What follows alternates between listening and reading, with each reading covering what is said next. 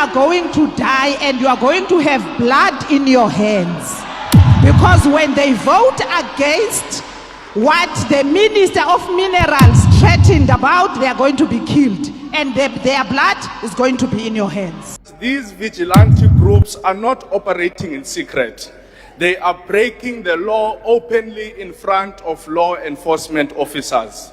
They are beating and assaulting people in front of the police. Thank you, Honorable President. Honorable Malema. You asked Mr. Ramaphosa to sit down first. I'm standing. No, when a point of order is called, Speaker, the Speaker must sit down. You can't have two speakers standing at the same time. You have made reference to a statement made by the Honorable Minister of Minerals. I do not recall that in the statement there was a death threat to anyone. Can we correct that?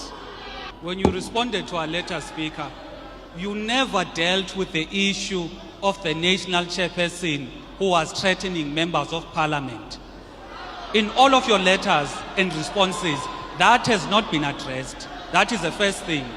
The second thing, Speaker, is that last night, members of parliament received death threats via SMS stating should they vote in favor of the report, their days are numbered. Secondly, you have allowed that aspersions should be cast or can be cast against the Minister of Minerals and Energy. As far as I'm aware, there is no chairperson of the ANC in this House. There is Honorable Mandashe, who's an elected member of Parliament. I therefore request you to allow the House to proceed, Honorable Speaker. Honorable Zungula is not a shop steward of the ANC. He cannot come and tell us how we run our organization. ANC has got its own system of dealing with these things. So, a leader of a two-member party cannot tell a gigantic organization like the ANC how it should run its affairs. Thank you, Honorable President. Honorable Malema. You asked Mr. Ramaphosa to sit down first. I'm standing. No, when a point of order is called, Speaker, the Speaker must sit down. You can't have two speakers standing at the same time. Please follow the procedure. Honorable Malema. I'm rising on Joint Rules 14S. And we can't both stand, Speaker. Honorable Malema, I asked you, you said you have a point of order. Yes. And I said, what is the point of order? And I allowed you to go ahead. But, please, Speaker, in terms of procedure, the President must sit down. I will order the President to sit down if I feel it is necessary for him to do so. I will. No, sit down, honorable members. Honorable Speaker, it's not the rules. That's not how it works. Honorable Speaker, I think we are, as honorable members, violating the joint rules of this House by allowing Mr. Ramaphosa to speak here, because he has taken this parliament to court. And by taking this parliament to court, he has passed a motion of no confidence on this parliament. And he can't have his cake and still eat it, because until the court has resolved on the dispute between us as parliament and him, he's got no leg to stand before us as a legitimate body to address us. And therefore, I ask that the Speaker should actually declare this meeting closed, because he had no right even to convene us to come here. How can he convene the people that he has taken to court? And in that court, Speaker, you are the first respondent. Effectively, he has taken you to court. And that if he wins this case, it means that this body has acted unlawfully against him. We have a matter with him before court, and the right thing to do will be that we should allow the court to make a ruling before we can interface in the manner we're doing.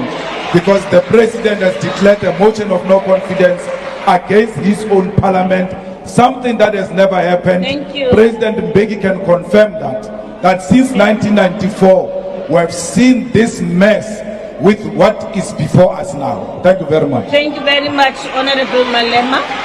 This session has not been convened to discuss any other matter other than the one which I have just stipulated. Allow us, Honorable Malema, to allow the President to present his State of the Nation.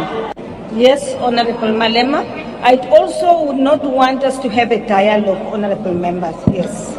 With due respect, Honorable Speaker, you cannot say that this event is called only to perform one item only. If that was the case, the joint rules were not going to allow the point of orders. Though the founders of this parliament knew that there might be a necessity, even when we are convened in this manner, for members of parliament to raise issues that are damaging the image of this institution. And I've raised that matter, and I would like you to consider it and not just dismiss it on the basis that we are here to listen to one item only. The rules were not going to provide for point of orders if we are only subjected to listen to one item. And therefore, I think the Speaker is out of order in that regard. I'm not allowing any more points of order. Honorable Malema, I'm not allowing you. Honorable Shivambu, I am not allowing you. Honorable Mawutwe, I am not allowing you. Honorable Njozi, I am not allowing you to speak. Honorable Mkalipi, I will not allow you to speak. Honorable Tambo, I will not allow you to speak. Honorable Pambo, I will not allow you to speak.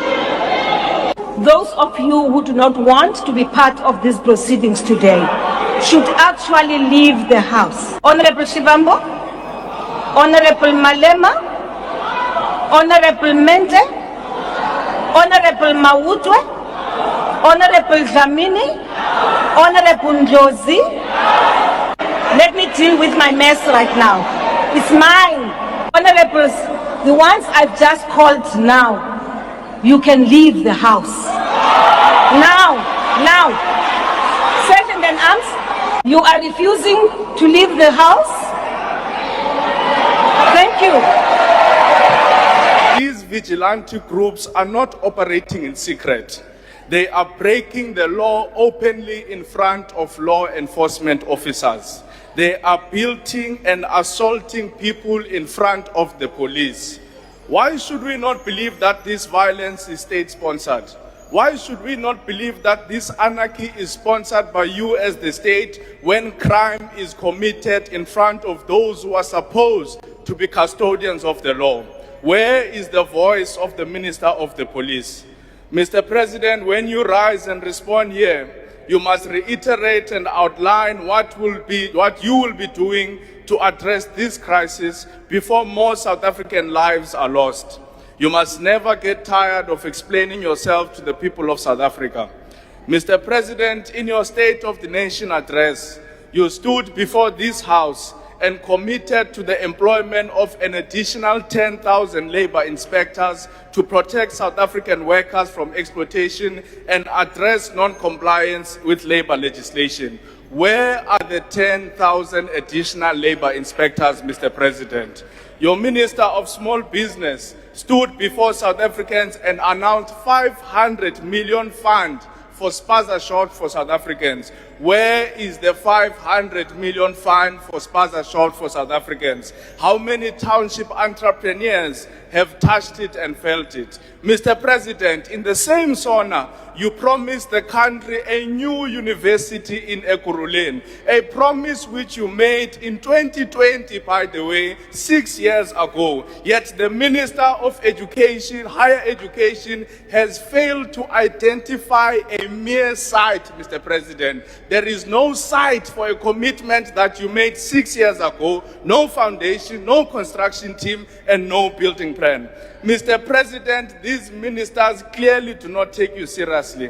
When a president speaks and makes a commitment before the nation, ministers and government departments are supposed to work around the clock, day and night, to ensure that the commitments made by the president become the reality. Yet, time and again, your promises are ignored by your own ministers. Do you not think that you have lost the moral authority to discipline them? Because leadership is not just about giving instructions. Leadership is about setting an example. How do you demand accountability from your ministers when South Africans are still waiting for accountability from you, Mr. President? How do you insist on transparency from your cabinet when the Pala scandal continues to cast a shadow over your presidency? Mr. President, South Africans watched in disbelief as allegations emerged that millions of dollars were hidden and stuffed under couches